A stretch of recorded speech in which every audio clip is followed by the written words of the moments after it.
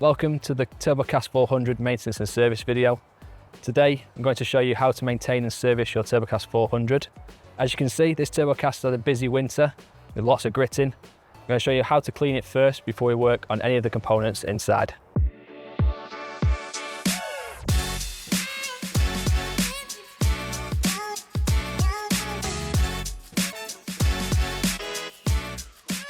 So as you can see, Turbocast is now clean and dried off. Now we can take it into the workshop and we can start making a service and maintenance for it.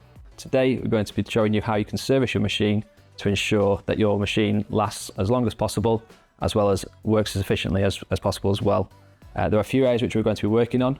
First ones will be talking about the areas which need to be greased, and then we'll also go into some of the critical components which may need to be replaced should you need the replacing.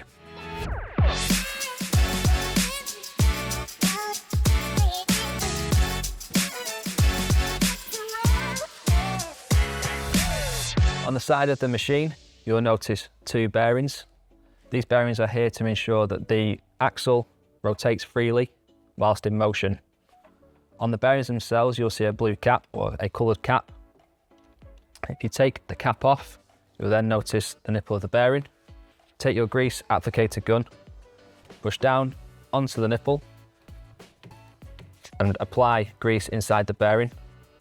Once done, remove the applicator gun.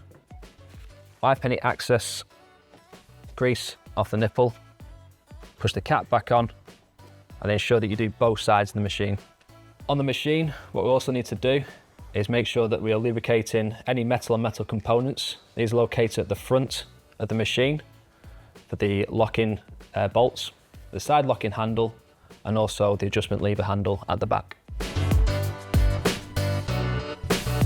Now the hopper is off the machine, we can access the components we need to access for the maintenance of the machine.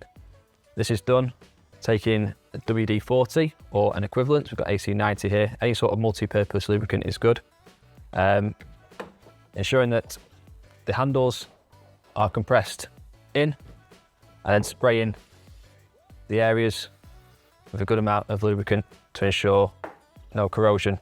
So any excess that's on the machine itself, take a cloth and just wipe down any areas that need to. Also, whilst the hopper is off, we do need to maintain the front of this machine as well in these two areas where the locking nuts are on the actual hopper. Again, take your lubricant, spray into those two areas, and again, take your cloth and wipe off any excess that may be on there. Final area to lubricate is the back of the machine, which is the adjustment lever handle and adjustment lever plate with the pin itself as well.